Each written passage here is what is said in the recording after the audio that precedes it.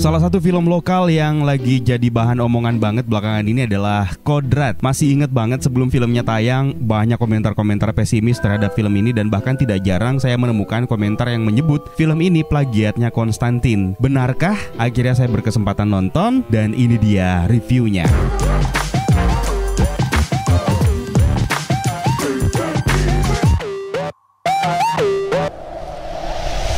Sebelumnya saya pengen mengingatkan kalau di review kali ini saya berusaha sebisa mungkin untuk menghindari spoiler. Kalaupun ada yang ke spoiler mohon dimaafkan. Dan sekaligus pengen ngasih tahu bahwa kalau kalian adalah orang yang gampang terpengaruh dengan jenis review non-spoiler hanya dengan nilai saja, mendingan nonton dulu aja filmnya. Serius, ini film bagus banget karena terkadang spoiler non-review pun bisa mempengaruhi beberapa orang yang belum nonton. Tapi alangkah baiknya kalian buktikan sendiri dengan menonton langsung filmnya yang masih tayang di bioskop. Jadi be wise ya. Film ini bercerita mengenai seorang ustaz yang bernama Kodrat. Dia adalah ahli ruqyah yang akhirnya memilih berhenti melakukan ruqyah setelah dia tidak bisa menyelamatkan anaknya yang bernama Alif yang kerasukan setan yang bernama Aswala. Dia akhirnya memilih pulang ke pondok pesantrennya dan disambut oleh Ustaz Jafar. Namun sejumlah keanehan dia temukan di sana, di mana desa tersebut mengalami sejumlah gangguan mistis aneh yang bahkan menjatuhkan korban jiwa. Sampai akhirnya Ustaz Kodrat memutuskan kembali melakukan ruqyah terhadap anak yang bernama Alif juga, putra seorang janda beranak dua yang bernama Yasmin. Kira-kira seperti itulah secara garis besar sinopsis filmnya.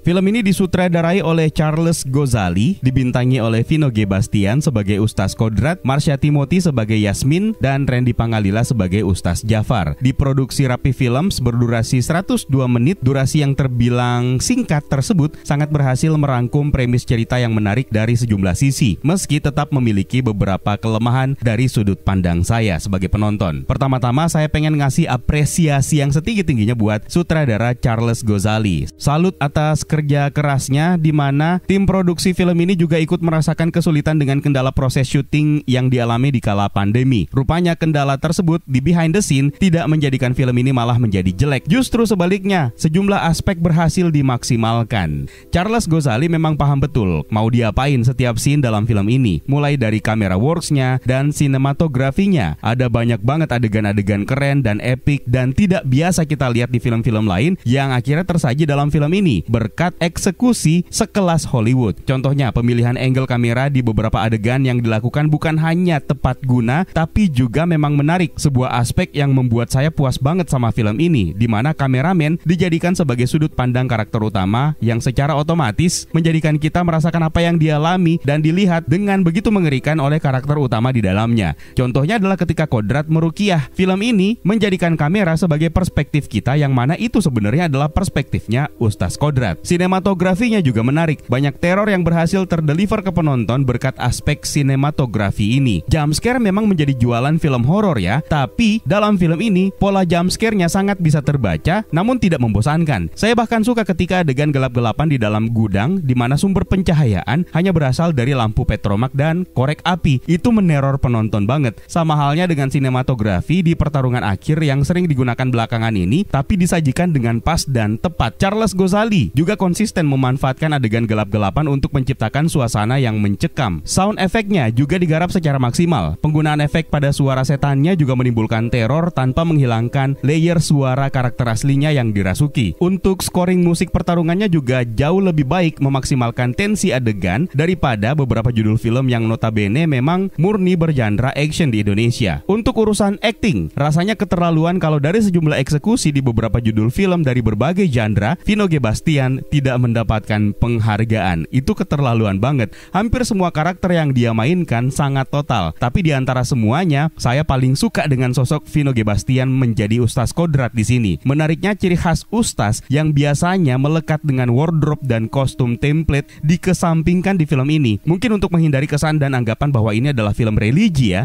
Saya paling suka ketika alat tasbih di-highlight seolah-olah menjadi senjata, padahal sebenarnya bukan. Itu adalah media untuk menenangkan menenangkan sang penggunanya agar bisa menghadapi ancaman dan masalah yang ada di depan matanya. Pengembangan karakter Kodrat juga menjadi salah satu yang terbaik dari film ini. Turning point-nya sangat jelas, gak bertele-tele dan nyampe ke penonton. Alasan dia menolak melakukan ruqyah lagi sampai membawanya ke titik terendah dalam hidup dan imannya sebagai muslim, sampai alasan dia akhirnya balik lagi ke titik semula sehingga mau melakukan ruqyah dan memberikan pertolongan kepada keluarga Yasmin dan bahkan pertolongan kepada seluruh warga desa. Oh iya, ini adalah film perdananya Marsha Timothy dan Vino G. Bastian yang notabene adalah pasutri di kehidupan nyata, kini bisa bermain bersama dalam film ini. Untuk urusan acting, Marsha Timothy juga nggak perlu dikomentari banyak ya. Tapi sebenarnya yang paling mencuri perhatian adalah Maudy Efrosina sebagai Asya, putri sulungnya Yasmin, dan Keanu Askabriansyah sebagai Alif Amri, yaitu adiknya Asya. Chemistry yang dibangun dalam keluarga Yasmin dalam film ini terbangun dengan begitu kompleks dan menarik untuk diikuti, dan itu semuanya tidak terlepas dari acting dan peran mereka. Actingnya natural banget, terkhusus Keanu yang sangat total memerankan karakter Alif, dan terutama yang paling saya suka adalah ketika Alif ini kerasukan. Rasanya yang paling lemah dari segi premis cerita adalah Ustaz Jafar yang diperankan sama Randy Pangalila. Bukan masalah actingnya Randy Pangalila, tapi lebih kepada penceritaan karakter ini yang sengaja dibuat terlalu misterius sejak awal sehingga membuat plot twistnya itu gampang ketebak. Motivasinya untuk membelok dalam tanda kutip ya, sangat kurang. Saya nggak nemu alasan yang kuat yang membuat dia akhirnya memilih jalannya sendiri, sehingga karakter ini terasa sangat disia-siakan. Saya harus hati-hati untuk memilih kalimat-kalimat untuk ngejelasin bagian ini, soalnya spoiler banget. Baru kali ini juga rasanya saya menonton film horor yang memanfaatkan ayat-ayat suci Al-Quran yang beragam, yang tidak hanya sekedar ayat kursi dan Al-Fatihah doang. Bahkan saya suka dengan penyajian subtitle dalam film ini yang Assalamualaikum dan Bismillahnya saja juga diterjemahkan ke dalam bahasa Indonesia. Dan yang paling penting, baru kali ini rasanya saya di sepanjang film mencari-cari dan menunggu-nunggu kapan Al-Fatihah dan ayat kursi dibacakan. Dan ketika itu terjadi, itu adalah momen terbaik dan cinema experience tertinggi yang saya alami di sepanjang film. Subhanallah, merinding. Dan yang terpenting untuk film ini yang patut diapresiasi adalah bagian VFX dan CGI-nya yang dieksekusi dengan sempurna. Hanya saja memang tidak begitu challenging ketika CGI-nya kelihatan bagus di saat adegan mengambil latar waktu di malam hari dan minim pencahayaan. Tapi overall tetap terasa natural, terutama untuk visualnya si Aswala alias si anjing ini. Nah, di antara sekian banyak pujian saya untuk film ini, sangat disayangkan ada beberapa adegan yang agak kasar di bagian dubbingnya karena nggak berhasil disinkronkan dengan baik antara suli suara dengan scene-nya. Meskipun ini sangat bisa dihitung jari sih. Dan yang paling terakhir, film ini harusnya mendapatkan original soundtrack yang memorable. Soalnya pemilihan musik yang digunakan untuk film ini sebagai soundtrack itu cenderung agak terlupakan. Soundtrack sebenarnya berfungsi untuk membuat kita bisa mengingat bahwa film apa yang baru saja kita tonton. Apalagi kabarnya ini akan menjadi sebuah film franchise.